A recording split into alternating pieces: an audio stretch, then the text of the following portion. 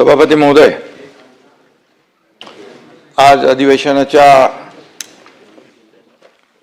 विधिमंडळाच्या अर्थसंकल्पीय अधिवेशनाचा पहिला दिवस आहे। गेले 22-23 वर्ष विधानसभेचा सभागृहाचा सदस्य म्हणून मी काम करत असताना आजचा दिवस माझ्यासाठीच नाही तर सर्वांसाठीच प्रचंड दुःखाचा दिवस आहे।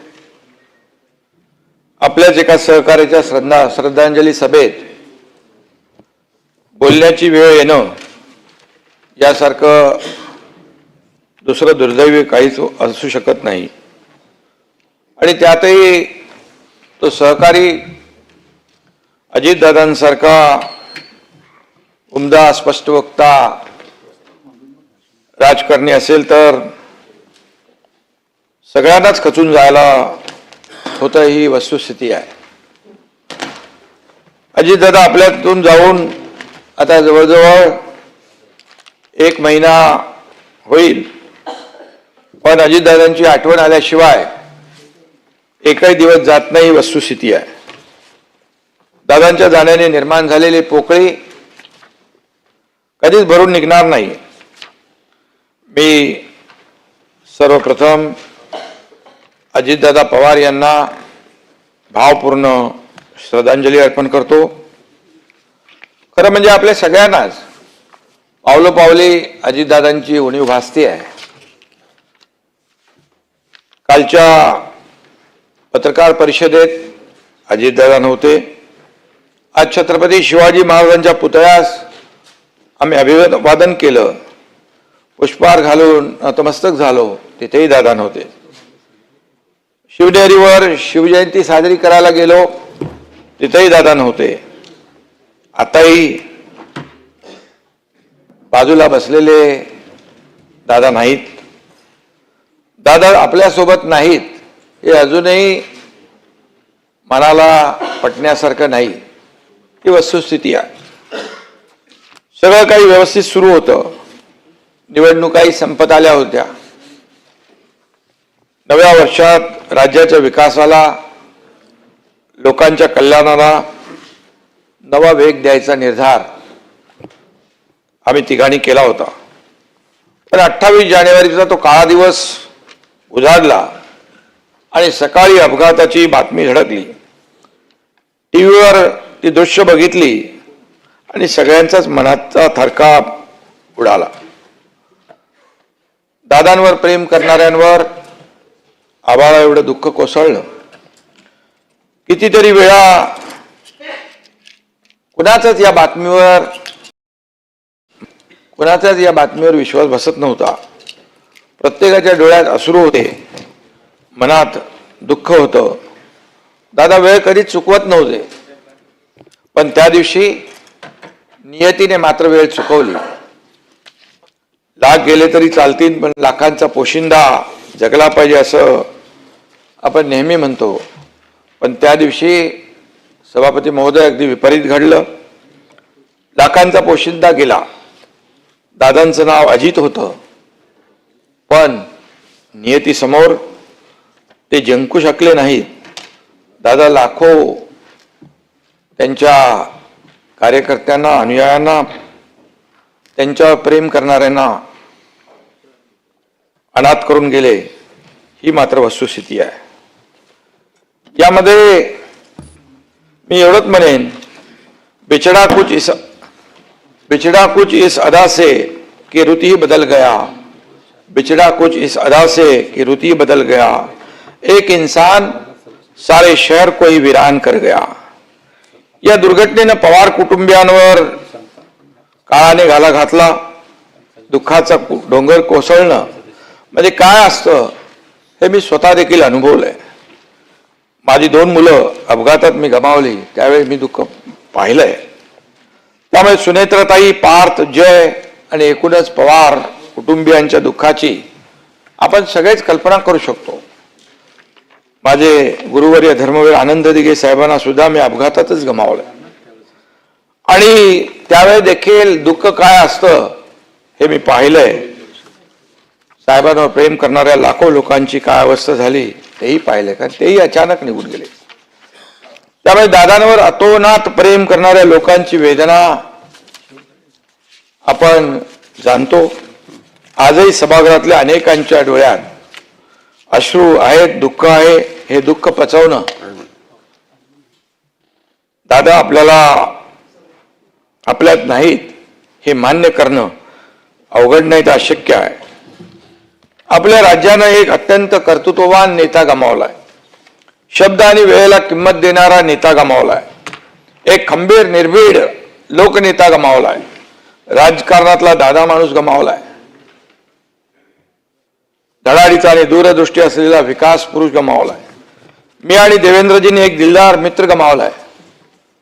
या सभागृहाने एक शिस्तप्रिय आणि आदर्श मंत्री गमावलाय. जनतेच्या प्रश्नाप्रती तळमळ असलेला लोकप्रतिनिधी गमावलाय. दादा माझ्यापेक्षा वयानं मोठे होते, अनुभवानेही मोठे होते. मी माझा मोठा भाऊ गमावलाय असं सातत्याने ते गेल्यापासून वाटतंय. दादा फणसासारखे होते, बाहेरून कडक आणि आतून मऊ. सभापती महोदय, दादांच्या बोलण्यात ग्रामीण बाज होता. आवाज राकट पण गोड होता. एकनाथराव ही दादांच्या स्टाईलची हाक माझ्या कानात आजही घुमते आहे. सभागृह असो, पत्रकार परिषद असो, कार्यक्रम असो, कॅबिनेट असो, अधिवेशन असो, प्रत्येक वेळी दादांची आठवण आपल्या प्रत्येकाला येत राहणार. बजेट अधिवेशन म्हणजे दादांचंच अधिवेशन. सचिव, अधिकारी, आमदारांच्या फायलींमध्ये बिझी असलेले दादा आपल्या सगळ्यांना आठवत आहेत. आणि त्यावेळी त्यांची जी काय तकमल असायची ती आपण पाहिलेली आहे. आणि इथं खरं म्हणजे खालच्या सभागृहात जयंतरावांनी 10 वेळा, सुशीलकुमार शिंदेनी 9 वेळा अर्थसंकल्प सादर केला. दादांनी या दोघांचा रेकॉर्ड मिळून 11 वेळा अर्थसंकल्प सादर केला. दादा खऱ्या अर्थाने विक्रमवीर ठरत होते, परंतु ते नियतीला मंजूर नव्हतं आणि नियती अत्यंत क्रूर आहे. तिच्या समोर आपण सगळे हतबल असतो. हे कटू सत्य पुन्हा आपल्याला पचवावं लागतंय. मी मुख्यमंत्री झाल्यानंतर माझा आणि दादांचा जवळून संबंध आला, कारण ते कॅबिनेटमध्ये उपमुख्यमंत्री आणि अर्थमंत्री होते. पूर्वीच्या महाआघाडी सरकारमध्ये काम करताना आम्ही दोघं एकत्र काम केलेलं आहे. आणि त्याच्यानंतर काही प्रस्ताव थांबले, त्याला सुधारित मान्यता देखील दिल्या, कामांचा निधी वाढवला. असे प्रस्ताव कॅबिनेटमध्ये आल्यानंतर दादा अधिकाऱ्यांना सांगायचे, आता निधीची तरतूद करतोय पण प्रकल्प वेळेत पूर्ण झाला पाहिजे. हे आवर्जून सांगणारे दादा मी पाहिलेत. अजितदादा प्रचंड अभ्यासू होते. प्रशासनावर त्यांची मजबूत पकड होती, मांड होती. एखादी नवी योजना आली की ती फिजिबल आहे का, त्याचा लोकांना किती फायदा होईल याचा दादा बारीक अभ्यास करायचे. दादांनी हातात फाईल घेतली की अक्षरशः काही सेकंदात त्याची नजर कागदावरून स्कॅन व्हायची. त्यात काय कमी जास्त आहे ते ओळखायचे आणि चुका असतील तर त्या काढून सेक्रेटरीला सांगायचे देखील. सहकार, कृषी, जलसंपदा, ऊर्जा, पायाभूत सुविधा अशा महत्त्वपूर्ण विषयांमध्ये त्यांचा सखोल अभ्यास होता. बैठकीत साधा कागदाचा कपटाही खाली पडला तो चालायचा नाही, त्यांना चालायचं नाही. स्वच्छता आणि टापटीप ही दादांकडून शिकण्यासारखी गोष्ट आहे. नैसर्गिक संकट असो किंवा राजकीय, दादांना कधी निराश झालेलं पाहिलं नाही. दादा कधीच नकारात्मक बोलायचे नाहीत, कायम पॉझिटिव्हच राहायचे आणि प्रॅक्टिकल राहायचे. कोविडमध्ये मंत्रालयातून नियंत्रण करणारे दादा डोळ्यासमोर उभे राहतात. गेले 25-30 वर्ष मी आणि अजितदादा आम्ही दोघेही राजकारणात आहोत. या काळात आमच्या असंख्य भेटी झाल्या. शेकडो बैठकांमध्ये एकत्रही आम्ही होतो, एकत्र कामही केलं, अनेक सभाही एकत्र केल्या. त्यातल्या अनेक घटना, किस्से, प्रसंग सारखे डोळ्यासमोर येत असतात. त्यातल्या 2-4 घटना प्रामुख्याने आठवतात. त्यातली एक घटना आपण सर्वांनी टीव्हीवर पाहिली. 2024 साली विधानसभा निवडणुकीचा निकाल लागल्यानंतर सरकार स्थापनेच्या चर्चा सुरू होत्या. तेव्हा देवेंद्रजी, अजितदादा आणि मी एक पत्रकार परिषद घेतली. कोण कुठल्या पदाची शपथ घेणार असं पत्रकार सारखं विचारत होते. आमची चर्चा सुरू होती आणि आमची चर्चा सुरू आहे, संध्याकाळपर्यंत सगळं काही स्पष्ट होईल असं मी पत्रकारांना सांगत होतो. पण पत्रकार काही मागे हटत नव्हते. तेवढ्यात दादांनी माझ्या हातून माईक घेतला आणि म्हणाले, एकनाथरावांचं मला माहीत नाही, परंतु मी मात्र उपमुख्यमंत्री पदाची शपथ घेणार आहे हे नक्की. त्यानंतर पत्रकार परिषदेमध्ये एकच हशा पिकला. पत्रकारांना ही बातमी मिळाली. दादांच्या हजरजबाबीपणाची अशी असंख्य उदाहरणं या ठिकाणी सांगता येतील. असेच अनेक उदाहरणं आहेत. आणि मी आणि अजितदादा आणि देवेंद्रजी यांचं एक बॉन्डिंग होतं आणि एक म्हटलं तर ट्रायंगल ऑफ स्टॅबिलिटी अशा प्रकारचं आम्ही काम करत होतो. आम्ही समभुज त्रिकोण होतो, सगळ्या बाजू सगळे कोण सारखे. आम्ही तिघे एकत्र आलो आणि महाराष्ट्राची भूमिती चांगली झाली. तवरून ताकभात ओळखतात तसे आम्ही एकमेकाच्या मनात काय ते ओळखू लागलो. पण काळाच्या मनात काय दडलं होतं हे कुणालाही ओळखता आलं नाही. आणखी एक प्रसंग आठवतो, तो 2024 सालच्या बजेटचा. मी मुख्यमंत्री होतो, सभापती महोदय. लाडकी बहीण योजना सुरू करायची होती. त्यासाठी बजेटमध्ये अंदाज घेतल्यानंतर 46,000 कोटी रुपये लागणार होते आणि त्याची तरतूद करायची होती. मी आणि देवेंद्रजींना देखील मी सांगितलं योजना आपल्याला करायची आहे. आमचं एकमत झालं. आम्ही दादांनाही सांगितलं की मुख्यमंत्री माझी लाडकी बहीण योजना आपल्याला करायची आहे, करावी लागेल. आणि त्यावेळेस मी मुख्यमंत्री असल्यामुळे आग्रह माझा जास्त होता आणि दादा कसलेले अर्थकारणी होते. त्यांनी लाडक्या बहिणींसाठी देखील तरतूद केली आणि विकास कामांना देखील निधी कमी पडू दिला नाही आणि आपल्या राज्याची आर्थिक स्थिती देखील, आर्थिक घडी देखील विस्कटू दिली नाही. हे दादांनी त्यावेळेस केलेलं काम आजही माझ्या डोळ्यासमोर आहे. राज्याचा आर्थिक गाडा दादांनी नीट सांभाळला. त्यानंतर प्रत्येक बैठकीत दादा अधिकाऱ्यांना काटकसरीने खर्च करा असा सल्ला द्यायचे.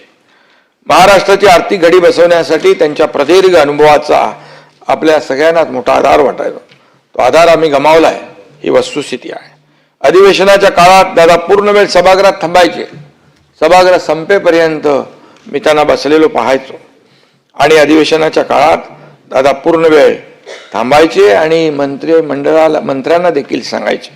संपूर्ण चर्चेत सहभागी व्हायचे आणि विरोधकांच्या प्रश्नांना उत्तरही द्यायचे. त्यामुळे बरेचदा आम्ही निर्धास्त असायचो. पण आता दादांची उणीव आम्हाला सातत्याने भासत राहणार आहे. दादांचं प्रत्येक बारीक सारीक गोष्टींवर लक्ष असायचं. कामाच्या क्वालिटीमध्ये कॉम्प्रोमाइज ते कधीच करत नव्हते. त्यांची नजर कामातल्या चुका झटकन शोधायची. एखादी इमारत नवीन उद्घाटनाला गेलो तर त्या पिलरच्या खांबाला रंग थोडा कमी पडलाय, वायर लटकते, जिन्याची पायरी बरोबर बसवलेली नाही. अशा छोट्या छोट्या कारणांकडे देखील त्यांचं लक्ष जायचं आणि अधिकाऱ्यांना देखील झापताना आम्ही पाहिलेलं आहे. महायुती सरकारमधले ते फक्त एक मंत्री नव्हते तर प्रशासकीय कौशल्याचं एक चालतं बोलतं विद्यापीठ होतं असं म्हटलं तर वावगं ठरणार नाही. सर्वसामान्यांच्या विषयी दादांच्या मनामध्ये एक कायम कळकळ दिसली. भेटायला आलेल्या प्रत्येक कार्यकर्त्याची ते हस्त्याने चौकशी करायचे. चांगल्याला चांगलं म्हणायचे, त्याचं कौतुक करायचे. काम होण्यासारखं असेल तर लगेच करायचे, नाही होणार सारखं असेल तर नाही म्हणून सांगायचे. चुकीचं काम घेऊन आला तर त्याला दादा झापायचे. दादा असाच असतो, प्रेमाने सांगणारा, हक्काने रागावणारा आणि गरज पडली तर प्रेमाने पाठीवर हलकाच हात ठेवणारा देखील असतो. राजकारणात नव्यानं येणाऱ्यांसाठी दादा म्हणजे एक विद्यापीठ होतं. लोकप्रतिनिधी कसा असावा याचं मूर्तिमंत उदाहरण म्हणजे अजितदादा. मला सुपारीच्या खंडाचंही व्यसन नाही दादा अभिमानाने सांगायचं. दादांना बेशिस्त गर्दी अजिबात आवडायची नाही. पण मी त्या काळात पाहिलं, माझ्या भोवती लोकांची सतत गर्दी असायची आणि मला सुद्धा या गर्दीवरून कितीतरी वेळा दादांनी बोलून दाखवलं. हे सांगताना त्यांचा उद्देश चांगला होता आणि या गर्दीमधून कोण कधी येईल काय या सगळ्या गोष्टी मला ते सांगायचे. कशाला गर्दीत जाता, एवढी रिस्क कशाला घेता, असं दादा मला नेहमी सांगायचे. एकनाथराव उशिरापर्यंत कधी आम्ही बसलो तर असं एअरपोर्टला किंवा इतर कार्यक्रमाच्या वेळी तर एकनाथराव रात्री उशिरापर्यंत काम करू नका, तब्येतीची काळजी घ्या, असा वडिलकीचा सल्ला देखील त्यांनी मला अनेकदा दिलेला आहे. ठाण्यात माझ्यावर लिहिलेलं एका पुस्तक प्रकाशनासाठी दादा, मी आणि देवेंद्रजी एकत्र होतो. तेव्हा त्यांनी अतिशय दिलदारपणे भाषण केलं आणि सर्वाधिक सह्या करणारा मुख्यमंत्री म्हणून त्यांनी माझं जाहीर कौतुकही केलं. दुर्दैवाने दादांना मुख्यमंत्री होता आलं नाही. दादाने ही सल त्यांनी आपल्या मिश्किल शैलीत तिथं बोलूनही दाखवली. ठाण्याच्या गडकरी रंगायतांमध्ये नशिबाने साथ दिली असती तर भविष्यात ते मुख्यमंत्री झाले असते. पण आपण सर्वांनी प्रांजळपणे कबूल करायला हवं की महाराष्ट्र एक कर्तृत्ववान नेत्याला मुकला आहे. सत्ताधारी असो की विरोधक, प्रत्येकाशी दादांचे मैत्रीपूर्ण संबंध होते. राजकारणात मतभेद असतात, वाद असतात, पण दादा खऱ्या अर्थाने अजात शत्रू होते असं म्हटलं तर वावगं ठरणार नाही. त्यांच्या बोलण्यात कधी पदाचा अहंकार नव्हता. राजकीय विरोधकांवर ते मार्मिक आणि खुसखुशीत टीका करायचे, पण कधी त्यांनी खालच्या स्तरावर टीका केली नाही. राजकारणाने त्यांनी राजकारणातही त्यांनी खिलाडूपणा जिवंत ठेवला, जपला. आणि त्याचबरोबर आयुष्यात अनेकदा एखादे निर्णायक पाऊल उचलावे लागतं, त्यावेळेस निवडक सहकार्यांना विश्वासात घेऊन काही निर्णय घ्यावे लागतात. माझा आणि त्यांचा राजकीय प्रवास काहीसा समांतर म्हणावासा आहे आणि आम्ही घेतलेला निर्णय अचूक होता हे सिद्ध झालं. जनतेच्या न्यायालयामध्ये देखील ते सिद्ध झालं. मी, देवेंद्रजी आणि अजितदादा, आमची तिघांची कार्यशैली वेगळी होती, काम करण्याची पद्धत वेगळी होती. दादांचे काम पहाटे 5 वाजल्यापासून सुरू व्हायचं. ते अधिकाऱ्यांना कधी कधी 6 वाजता बोलवायचे, कधी 7 वाजता बोलवायचे. अधिकाऱ्यांची फरफट व्हायची, परंतु ते दादा नेहमी वेळेवर पोचायचे. आणि देवेंद्रजी दिवसभर सक्रिय असायचे. मी देखील रात्री उशिरापर्यंत, कधी कधी पहाटेपर्यंत काम करायचो. तिघांचे आमचं 24/7 या ठिकाणी काम करणारं सरकार होतं. आमच्या कामांच्या वेळांमध्ये फरक असला तरी सुद्धा एक धागा समान होता. आम्ही कायम सर्वसामान्य माणसांच्या कामांनाच प्राधान्य दिलं. सर्वसामान्यांचं सरकार म्हणून सर्वसामान्य लोकांना न्याय देण्याचा प्रयत्न आम्ही केला आणि सर्वसामान्यांच्या कल्याणासाठी निर्णय घेतला. एखादं काम करायचं म्हटलं तर दादा कधी मागे हटले नाहीत, ही वस्तुस्थिती आहे. आणि बोलून गेल्यावर त्यांनी आपले शब्द कधी मागे घेतले नाहीत, हे आपण पाहिलेलं आहे. त्या शब्दावर ते ठाम असत. परिणामांना सामोरं जायची देखील तयारी त्यांची ठेवायची. दादा आपल्या विधानामुळे काही वेळा अडचणीत देखील आले, पण त्यांनी त्यांच्या मोकळ्या ढाकळ्या स्वभावाला कधीच मुरड घातली नाही, ही वस्तुस्थिती आहे. आणि जो होगा देखा जाएगा असा त्यांचा बेधडक स्वभाव आपण सगळ्यांनी पाहिला आहे. त्यांनी परिणामांची पर्वा केली नाही. देवेंद्रजींना दिलेला शब्द पाळण्यासाठी त्यांनी मोठी रिस्क घेऊन पहाटेचा शपथविधी केला. त्यातून वादळ निर्माण झालं, पण तेही त्यांनी समर्थपणे अंगावर घेतलं. 3-4 वर्षात त्यांच्या राजकीय आयुष्यात अनेक उलटापालटी झाल्या, अनेक आरोप झाले. त्यांच्या संयमाची परीक्षा पाहणाऱ्या घटनाही घडल्या. वैयक्तिक आणि कौटुंबिक पेच देखील निर्माण झाले, पण दादांचं नेतृत्व त्यातून तावून सुलाखून निघालं. आरोप, राजीनामे, संघर्ष, स्पर्धा, अंतर्गत कलह या सगळ्यांना अजितदादा पुरून उरले. अधिक प्रगल्भ होत गेले. दादा म्हणजे शिस्त, दादा म्हणजे वक्तशीरपणा आणि स्पष्ट वक्तेपणा, दादा म्हणजे अभ्यास वृत्तीचं मूर्तिमंत उदाहरण आहे. पण गेल्या काही महिन्यात दादांचं एक वेगळं रूपही आपण पाहिलं. कायम गंभीर दिसणारे दादा अगदी अधिक मोकळे वागू लागले. दादांची प्रेस कॉन्फरन्स म्हणजे पत्रकारांना एक ट्रीट असायची. एका प्रश्नावर एक पत्रकार खोदून एकच प्रश्न विचारत होता. तेव्हा दादा म्हणाले, तुम्ही इतके प्रश्न विचारता की मला वाटतं तुम्हालाच मंत्री करायला पाहिजे, माझ्यापेक्षा तुम्ही चांगलं काम कराल. अशा प्रकारचे मीडियाशी बोलताना पत्रकारांची फिरकी घेणारे दादा आपण पाहिले. जाहीर सभांमधून थट्टा मस्करी करणारे दादा आपण पाहिले. शाब्दिक कोट्या करणारे दादा आपण पाहिले. दादांनी आपल्याला अनेकदा खळखळून हसवलं देखील. आमच्या तिघांचा असाच सभापती महोदय खळखळून असणारा एक फोटो देखील व्हायरल झाला. तो खूप व्हायरल झाला. तो फोटो अनेकदा माझ्या नजरेसमोर येतो. हसत खेळत सगळं सुरू असताना त्याचे असं रडवण्यात रूपांतर होईल असं कुणालाही स्वप्नात देखील वाटलं नव्हतं. काळाने केलेली जखम दीर्घकाळ ठसठसत राहणार आहे. 91 साली अजितदादांनी राजकारणात प्रवेश केला, तो खासदार म्हणून. परंतु ते दिल्लीच्या राजकारणामध्ये रमणारे नव्हते. त्यांना रस होता महाराष्ट्राच्या राजकारणात आणि महाराष्ट्राच्या विकासामध्ये.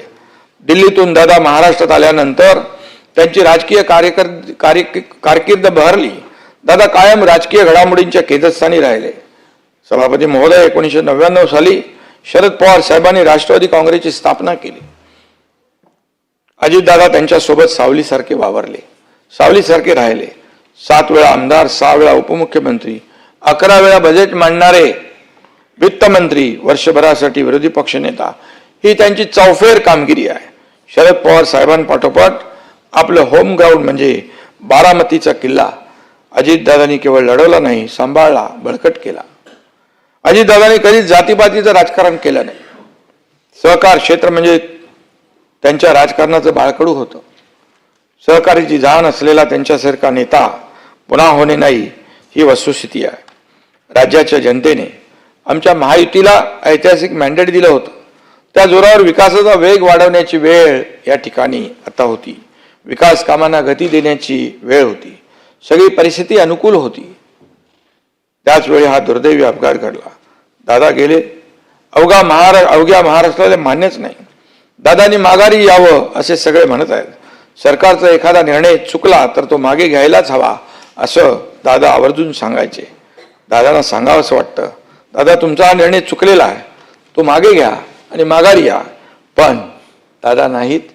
हे वास्तव पचवणं किती कठीण असलं तरी सुद्धा आपल्याला ते पचवावंच लागेल, कारण ते कटू सत्य आहे.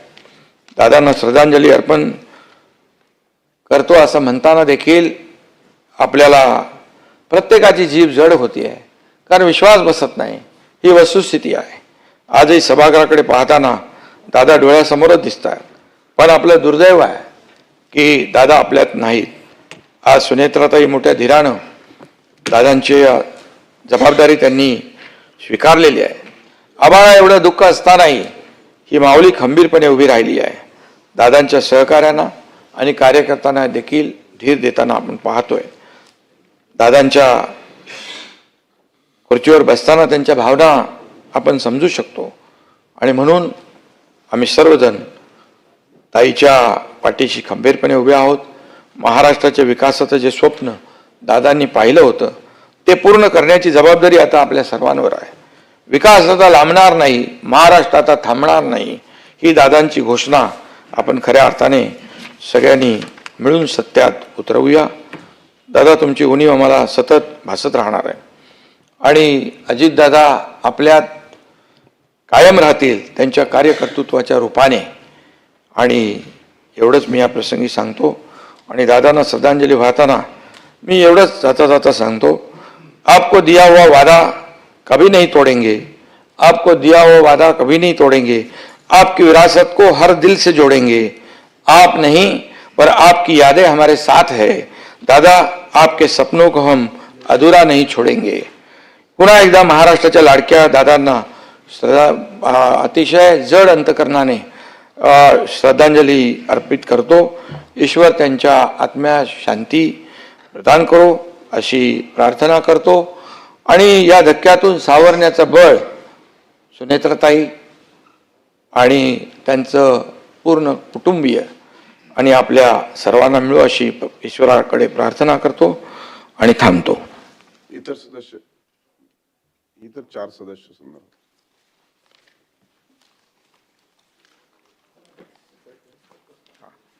आणि प्रस्ताव मांडायचा.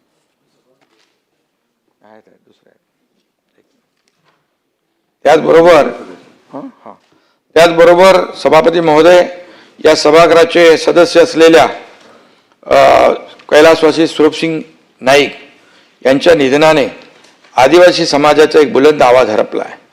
1981-82 या काळात ते विधान परिषदेचे सदस्य होते. त्यांनी नंदुरबार जिल्ह्यातील नवापूर मतदारसंघातून तब्बल 8 वेळा विधानसभेचं प्रतिनिधित्व केलं. 1972 ते 81 या काळात त्यांनी खासदार म्हणूनही लोकसभेत काम केलं.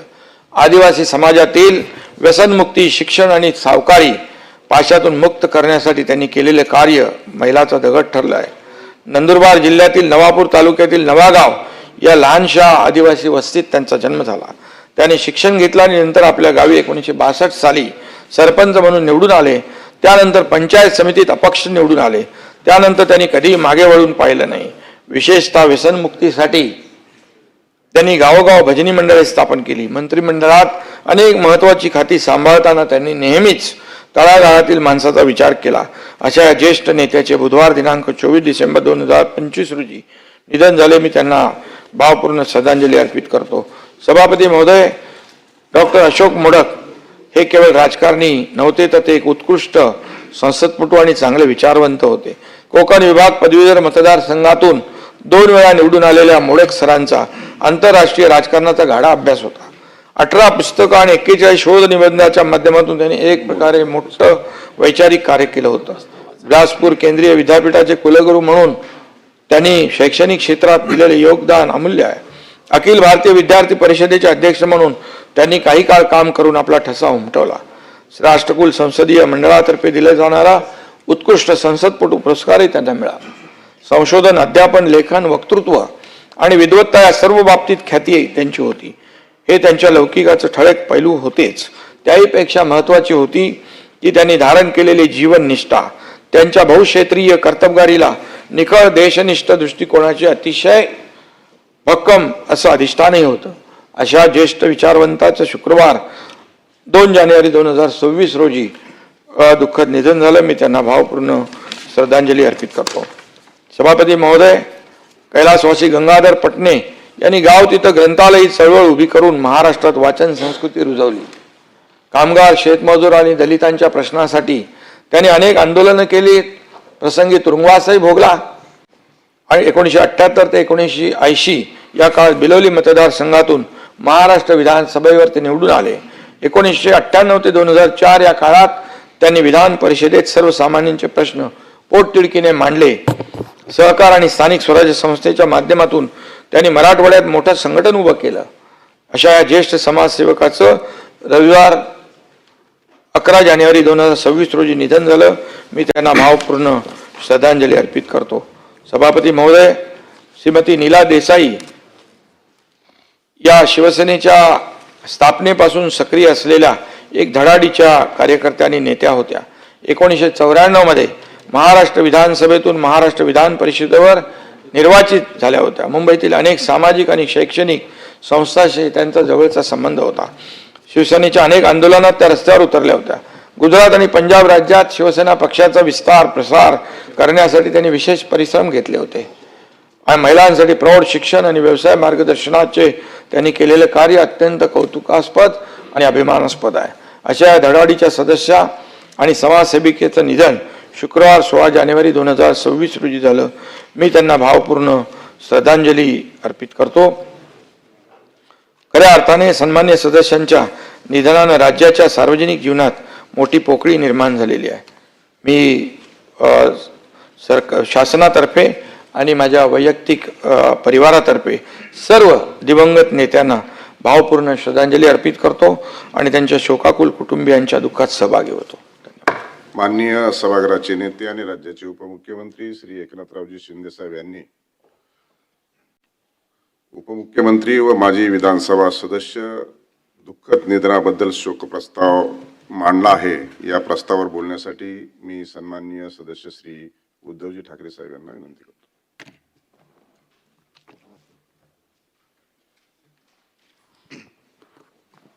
सभापती महोदय, मांडला ना, मी मांडला आहे असं म्हटलं ना, प्रस्ताव त्यांनी